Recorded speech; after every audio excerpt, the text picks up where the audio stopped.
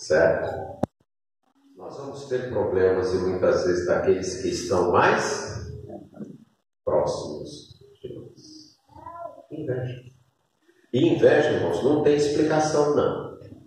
Certo? Nenhum pecado tem explicação racional. Mas um que cada vez eu acho dificuldade em me explicar é exatamente inveja. Rapaz, certo? Que cabimento tem, né?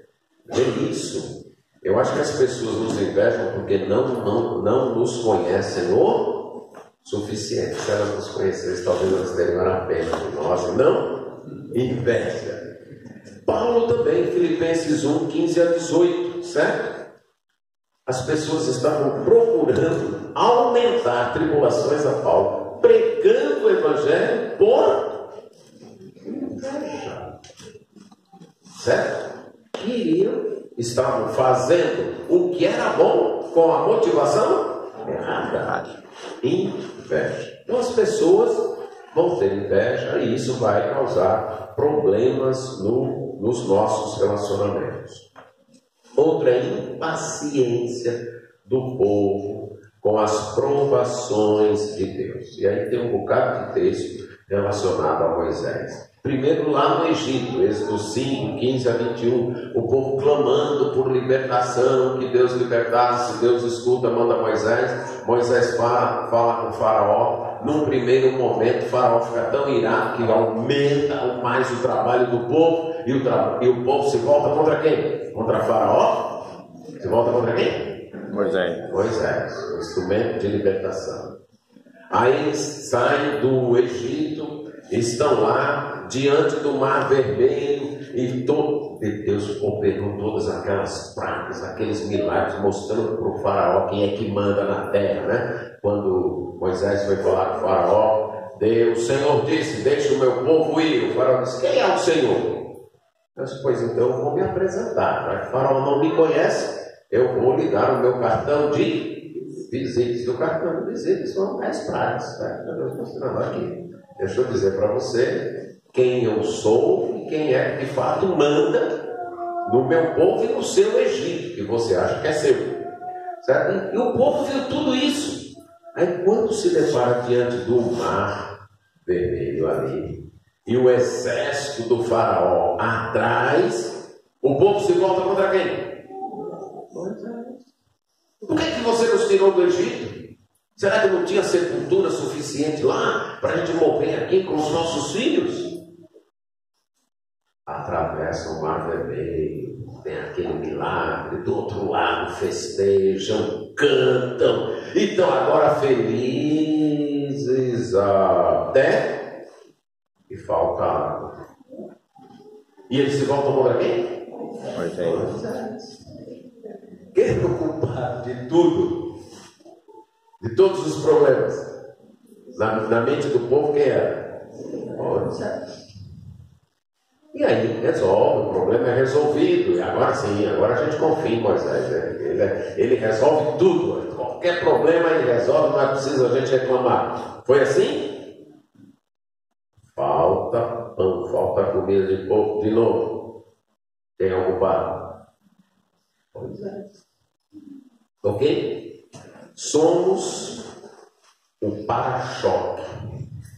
Líderes na igreja são para-choque das reclamações das pessoas contra Deus.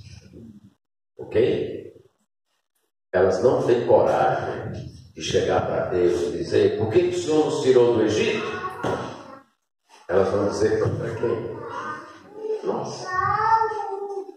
Isso é uma coisa que líderes precisam se acostumar. Nós somos o para-choque das reclamações, das insatisfações, da revolta do povo contra Deus. A maioria das pessoas em nossas igrejas estão mais preocupadas com o seu bem-estar imediato do que com o projeto de Deus para as suas vidas. É isso. Elas querem sair do Egito hoje e amanhã já está na terra prometida e acabou. E se não for assim, a culpa é do pastor. A gente já devia estar na igreja ideal, sem problemas, sem nada. Se nós não estamos lá, culpa é sua, não nossa. E como eu já mencionei de manhã, não vou tratar planos que aparentemente deram errado. Aí o exemplo é Davi, quando ele vai guerrear e os filisteus não querem, ele volta e a cidade, quando ele volta, está arrasada e levaram tudo. E as pessoas, aquelas pessoas colocam a culpa em quem? Davi. Então você é o culpado, certo? Elas esquecem tudo que foi feito de bom. Nos dois exemplos, nos casos de Moisés e nos casos de Davi, as pessoas chegaram a querer apedrejar. Vários momentos eles quiseram apedrejar Moisés. E nesse caso eles queriam matar Davi. Ok? É o preço de ser líder. Eu não entendo por que tanta gente quer ser líder. Não entendo não. Porque se tivesse consciência do preço que é pago, né? Em termos disso, não é atrativo. Ser pastor não é glamuroso. Não, tem seus momentos de glamour, né? Tem seus momentos que você vem para um bom fim desse, fica no quarto, lhe levam frutas, lhe levam água, biscoito, você até acha que você é algo importante mesmo.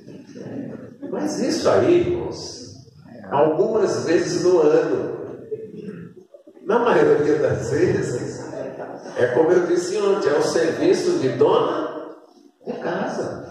É esse o serviço, ok? Então, isso é parte de ser líder. Isso é parte de ser líder. Você receber a culpa de muita coisa que você de fato não é culpado. A ingratidão. Então novamente, Moisés é exemplo quanto a isso. O povo ingrato quanto a Moisés. Certo? Se você se achar injustiçado, um dia, quando você estiver se achando muito injustiçado, pare e leia Êxodo e Números. E pense em Moisés. E você vai ver o tanto de vezes que esse homem foi injustiçado, acusado de coisas que ele não era culpado. Tentaram matá-lo, tentaram tirar ele da liderança. Ingratidão, certo? Ingratidão. Necessidades não satisfeitas. Atos capítulo 6 vai ser uma referência que várias vezes nós vamos voltar. E a igreja cresceu. Até então, os apóstolos faziam tudo. Os apóstolos pregavam, discipulavam, evangelizavam, administravam as finanças, cuidavam dos necessitados. Mas a igreja cresceu, multiplicando-se o número dos discípulos. Houve murmuração dos helenistas porque as viúvas desses estavam sendo esquecidas na distribuição diária. Algumas vezes nós temos que admitir, nós estamos sendo falhos em satisfazer algumas necessidades das pessoas. Nós temos que também admitir que algumas insatisfações, a causa de fato somos nós mesmos. Nós criamos muitas vezes um hábito de administração, de fazer tudo e de até levar as pessoas a esperarem tudo de nós. E como nós não somos Deus, a gente não atende às necessidades, às expectativas, e as pessoas então ficam frustradas. Então muitas vezes a culpa é nossa, porque a gente alimenta isso. Por que alimenta? Porque isso mexe com o ego da gente. Certo? As pessoas carentes e vêm nos procurar com problema isso, problema aquilo, e a gente começa a se achar importante e necessário na vida das pessoas, mas chega uma hora que a gente mesmo não aguenta, não consegue resolver tudo, e aí elas começam a ficar insatisfeitas com isso. Lembre que as reações são comportamentos aprendidos que demoram a mudar. Aqui, citando uma das leituras que eu fiz, os estudiosos da vida têm observado com frequência que a conduta dos membros se dá sem uma decisão consciente da pessoa. São padrões que se repetem sem que as pessoas decidam conscientemente por isso. Exemplo, você está numa igreja e tem um problema, e as pessoas reclamam e murmuram. A razão básica é pecado. Mas no momento que elas fazem isso, elas não planejam isso naquele momento. Se sair errado, eu vou reclamar. Não é uma decisão consciente no momento. É um padrão de comportamento que foi aprendido durante a vida, especialmente, repetindo aqui, na infância. Elas aprenderam a reagir assim. E foram convertidas.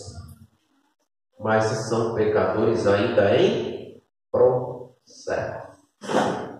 Esses padrões de comportamento precisam ser modificados. E isso leva tempo. Até em nossa própria vida.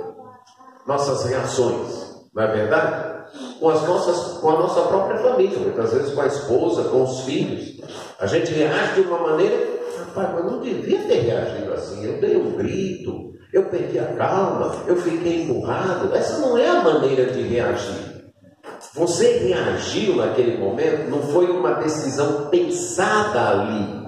Pecaminosa sim, mas não pensada ali. É um padrão de comportamento que você tem aprendido e desenvolvido durante a vida e que vai precisar desaprender e aprender um outro modo de reagir.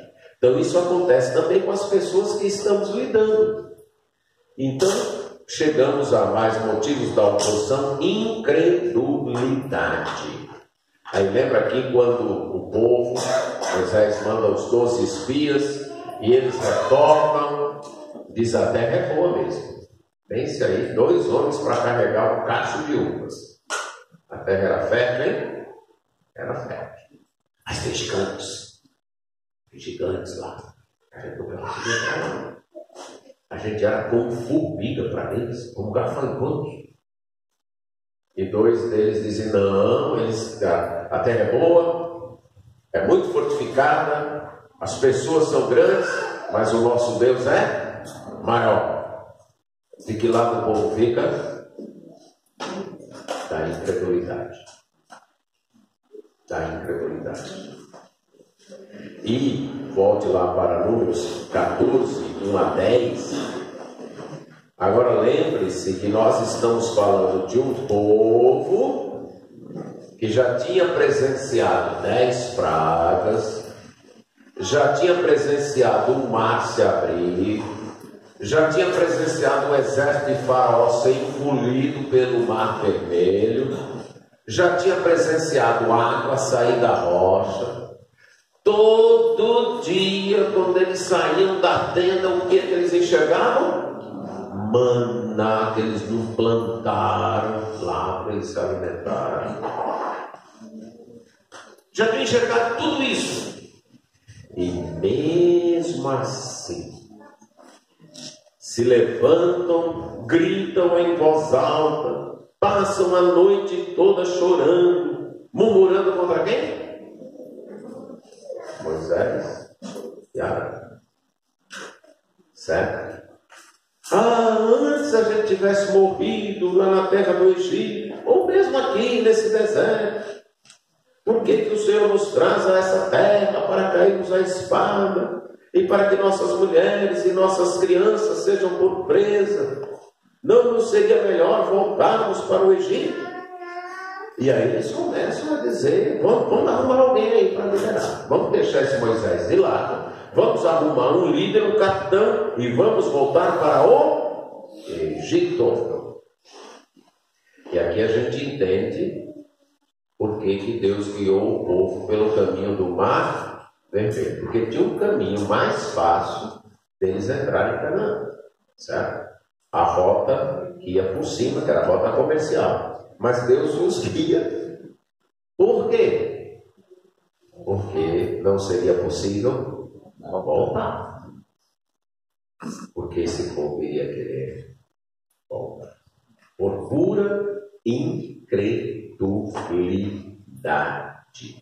E no verso 10, depois das palavras de Josué e Caleb, o que o povo quer? Apedrejá-los. Vamos matar esse pessoal. Josué, Caleb, Moisés, Arão, vamos matá-los. Um outro momento de oposição é perto de um projeto, de uma etapa. Quando você lê Números, capítulo 1 até capítulo 10, você vai ver uma frase que se repete. E eles fizeram conforme o Senhor tinha ordenado a Moisés. E eles fizeram conforme o Senhor tinha ordenado a Moisés. Até construir o tabernáculo, organizar o culto, organizar o povo ali, como é que eles iam se acampar, como é que eles iam marchar, fazerem o censo. Estava todo mundo aparentemente unido nesse projeto. Quando o projeto terminou, começam os problemas. Aqui cabe uma palavra que em momentos de conquistas, a vigilância deve ser redobrada. Você está numa construção, por exemplo, de um templo, toda a igreja envolvida e tal, e você empolgado com a igreja, todo mundo imbuído, até que termina a construção, termina o templo, fazem o culto, está todo mundo alegre, abre o olho. Chegaram ao fim do projeto, e agora a gente faz o quê? Briga com o outro. Como uma coisa para a gente reclamar, para murmurar, porque o projeto que estava unindo todo mundo terminou. Esse é um momento também. Outra coisa, ambição. E aqui Coré, Datã e Abirão contra Moisés. Números capítulo 16. Eles queriam ser os líderes, queriam poder. Já lidamos de manhã, falamos de Saul em relação a Davi. Disputa de poder e espaço. Diótrefes, lá em 3 João 9:10. Amor para ser o primeiro. Não aguento ficar em segundo. Eu não aguento que fulano apareça mais do que eu. Eu não aguento que o outro ocupe a liderança ou que se destaque mais. Não sei porque eu estou falando isso, porque isso não acontece nas nossas igrejas. Não, não acontece não, né? Acontece, tristemente acontece. Ok? E é interessante.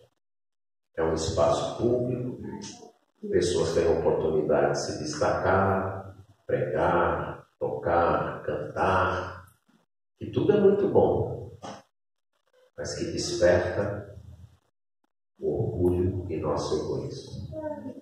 E pode começar uma queda de braço de ver quem manda, de ver quem ocupa mais espaço, quem tem poder. E isso vai causar problemas nos relacionamentos e oposição. Outra razão são opiniões diferentes. As pessoas podem ter opiniões diferentes. Aqui Paulo e Barnabé, em Atos 15:39, Barnabé disse para Paulo: sem João Marcos eu não vou. E Paulo disse para Barnabé: pois com João Marcos sou eu que não vou. Pronto, é um problema, certo? Um problema, uma crise no relacionamento, uma parceria que havia até então sido fantástica, muito boa, muito produtiva, certo? Para o Evangelho, para o reino. Eles tinham conseguido dar uma grande edificação à igreja em Antioquia. Paulo havia sido aceito no círculo dos apóstolos por intermédio de Barnabé, foi levado para a igreja de Antioquia e deu uma grande cooperação. Fizeram a primeira viagem missionária, juntos foram até o concílio de Jerusalém resolver aqueles problemas. Muita coisa que fizeram juntos. Mas a crise foi causada por uma opinião diferente. Um achava uma coisa, outro achava outra, e nenhum dos dois quis abrir mão. Um outro motivo de problemas é crescimento ou perda de números dos membros, porque isso acarreta mudanças no perfil da igreja. E mudanças trazem tensões. Eu já citei Atos 6. Por que houve aquela murmuração? Porque a igreja cresceu, certo? Quando a igreja cresce, ela tem que se adaptar, ela tem que ter mudanças. E aqui também eu vou citar alguns perfis de igreja, dessa pesquisa que eu fiz. Igreja familiar, igreja até 50 pessoas, todas se conhecem muito bem, e tem apenas um líder, e todo mundo se dá, todo mundo sabe onde todo mundo mora. Quando um fica doente, todo mundo sabe, todo mundo vai lá, todo mundo conhece, certo? Toda a programação, quase que está todo mundo lá, né? Se um faltar, você já, rapaz, fulano não veio, o que será que aconteceu? Você já entra em contato. A igreja começa a crescer, chega ao perfil pastoral, que é de 50 a 150 pessoas. Já não dá mais para ser daquele jeito. São vários grupos pequenos. O elo entre esses grupos é o pastor que está envolvido em toda a programação, todos os trabalhos. Os líderes, em certo sentido, perdem a influência para o pastor se torna mais influente e perde-se a atmosfera familiar. Então, quando a igreja que eu pastorei mudou nesse perfil, eu não sabia disso na época. Mas várias pessoas que eram daquele tempo, do grupo dos 50 pessoas, nossa igreja está crescendo, mas eu preferia como a igreja era antes. Todo mundo conhecia todo mundo sabia quando estava doente, visitava e tal, a gente participava mais. Pensa aí numa igreja de mais ou menos 50 membros. O irmão quer cantar no culto, o que acontece? Ele chega e diz, pastor, eu queria cantar hoje. E o que acontece? Ele canta. Não é assim? Normalmente não é assim? É assim. Quando chega a 150 pessoas, acontece isso? Não acontece mais. E por que não acontece mais? Porque não tem como. Porque se todo mundo, entre 150 pessoas, todo mundo chegar no domingo, pastor, eu quero cantar hoje. Pastor, eu quero... O culto vai demorar muito. Então precisa um pouco mais de organização. E nem todo mundo aceita isso. Nem todo mundo se adapta a isso. Mas a coisa se complica mais quando a igreja chega aí a ser um perfil que eles chamam de igreja de programas, de 150 a 350 pessoas. Normalmente vai ter mais obreiros, mais pastores, missionários, vai delegar mais trabalhos para profissionais, certo? Então, certos trabalhos que antes eram feitos por membros da igreja, agora não, agora são delegados a certos profissionais. Quando você tem, por exemplo, uma igreja de 150 a 350 pessoas, alguns podem ter a ilusão de que fica mais fácil a construção se com 50 pessoas a gente conseguia fazer mutirão aqui no final de semana e todo mundo via de 150, 350 pessoas, então isso vai ser fácil demais. Deixa eu dizer para você que não é. Não é. O que se prefere é contratar um pedreiro, um engenheiro, não é? É isso. Fica mais fácil administrar. Uma coisa, irmãos, é você administrar um mutirão com 20 pessoas e tem ali uns 2, 3 pedreiros dando opinião. Mas não é? Outra coisa é você ter 150 lá e cada um que quer a cor da igreja de um jeito. Então você prefere, faz uma comissão aí, contrata os profissionais. Vai listada. Certo? E aí eles vão cuidar disso. Aqui nós não estamos dizendo que isso é certo e aquilo é errado, nesse aspecto aqui. É uma questão de necessidade. Não tem como ser de outro jeito. Só que nem todo mundo está preparado para isso. A igreja fica mais organizada. Se você agora quer fazer um solo, vão ter que falar para o pessoal de música, para o pastor de música, e ensaiar antes. Ah, mas antes não era assim. Eu chegava aqui na hora mesmo, eu marcava e cantava. Não tinha esse negócio de ninguém saber se eu tinha ensaiado, mas agora tem. E quer dizer que antes estava errado e agora não é? Antes dava certo fazer isso. Agora já tem uma igreja de 300 pessoas. Imagine aí 10% querendo chegar aqui domingo à noite, em cima do culto começar e dizer que quer cantar. Como é que fica isso? Então, se torna mais necessário ter essa organização, mas nem todos entendem. Nós temos mais programas e nós temos mais conflitos. A liderança fica mais distante. Imagine aí um pastor de uma igreja de 350 pessoas. Ele vai conseguir visitar todos os doentes? Todo casal que teve um bebê, ele vai conseguir visitar, pelo menos antes do bebê fazer um mês? Não vai. Ele vai ficar mais distante. Ele não é super-homem. Vai ser necessário isso, certo? Ele já não consegue acompanhar toda a igreja. E o que eles chamam de igreja empresarial. Esses nomes não foram dados por mim. Programas empresarial é desses estudos de crescimento da igreja, e eu estou usando aqui para apresentar as dificuldades que um crescimento acarreta. Aqui, uma igreja de mais de 350 pessoas, você já tem uma estrutura mais hierárquica. O pastor se relaciona mais com o pessoal dos programas. Ele normalmente se concentra mais no seu ministério pessoal, que na maioria das vezes é a pregação. As responsabilidades administrativas são outros que assumem, e o pastor funciona mais como um símbolo que une a igreja. Talvez eu devesse citar um exemplo, é muito conhecido. Pense na igreja do John MacArthur. Parece que tem 10 mil membros, não é? 10 mil, é. Ele conhece todo mundo? Não conhece. Ele prega e ele é um símbolo, uma espécie de símbolo que une aquela igreja. Certo? Aqui, novamente, eu não estou criticando, nem dizendo isso é certo, isso é errado. Eu estou apenas dizendo é assim. E minha igreja, a igreja que eu sou pastor, ela passou por todas estas etapas, e eu senti isso na pele. E em alguns momentos eu beirei a depressão quanto a isso.